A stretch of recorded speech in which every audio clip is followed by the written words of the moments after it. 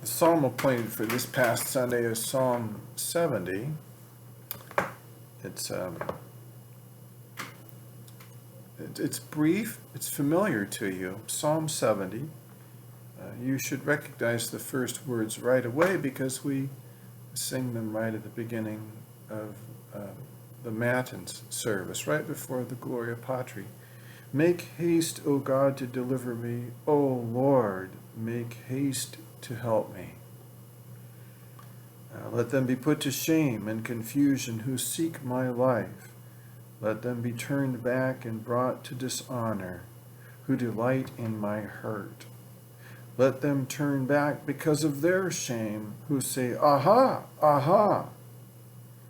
May all who seek you rejoice and be glad in you. May those who love your salvation say evermore, God is great. But I am poor and needy. Hasten to me, O God. You are my help and my deliverer. O Lord, do not delay.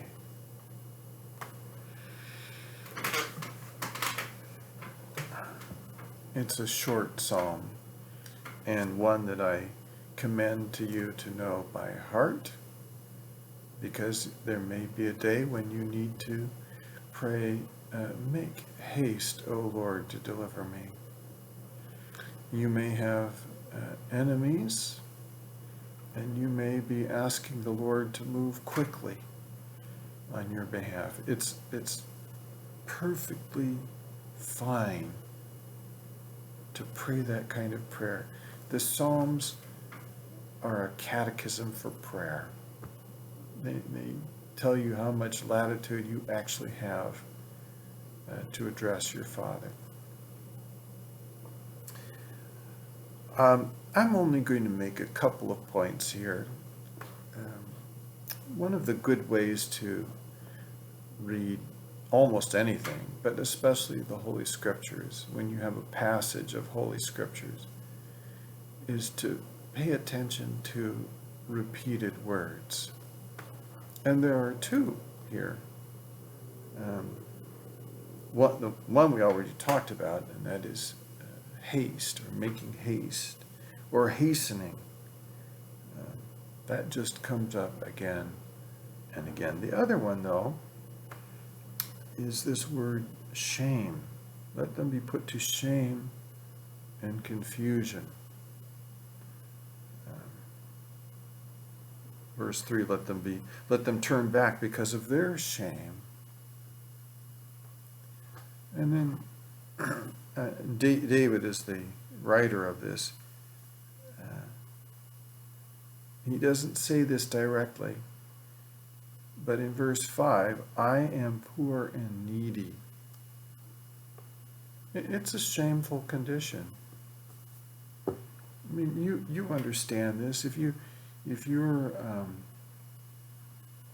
at the stoplight on First Avenue, right by the Eisenhower, you know, that stoplight that lasts for about 5 minutes.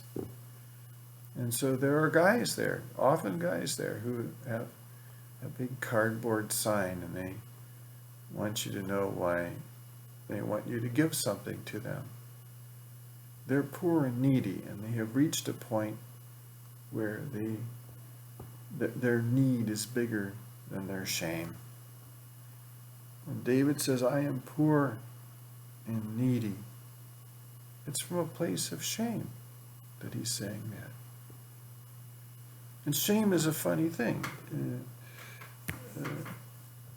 It's just, it's a sense of being low. Sometimes it's for your own moral lapse, and sometimes it's because of the circumstances of your life that have overcome you. In verses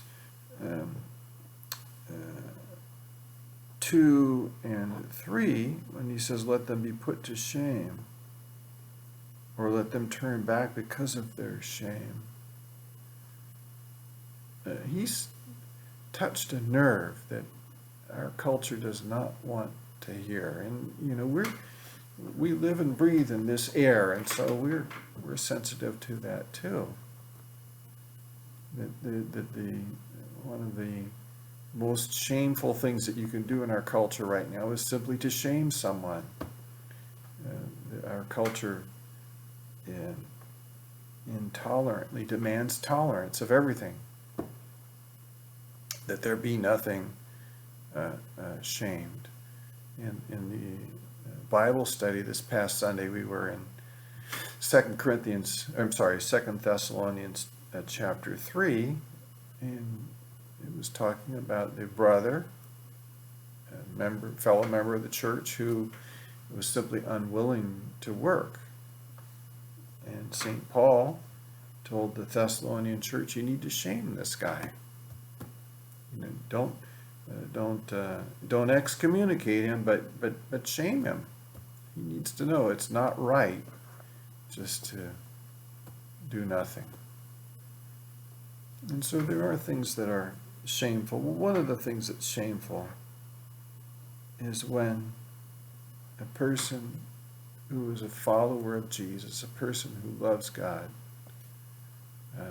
has enemies, people attacking him or her. That's shameful. That's just shameful.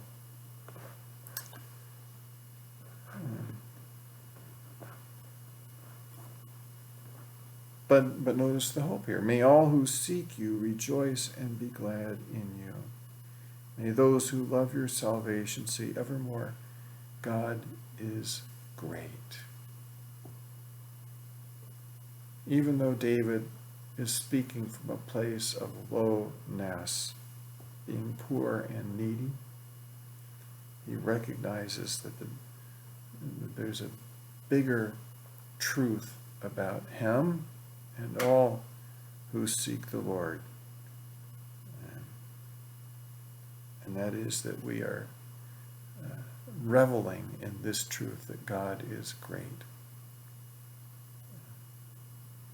And we are confident that he will set things right in his due time. In the meantime, we pray, make haste, O Lord, to deliver us.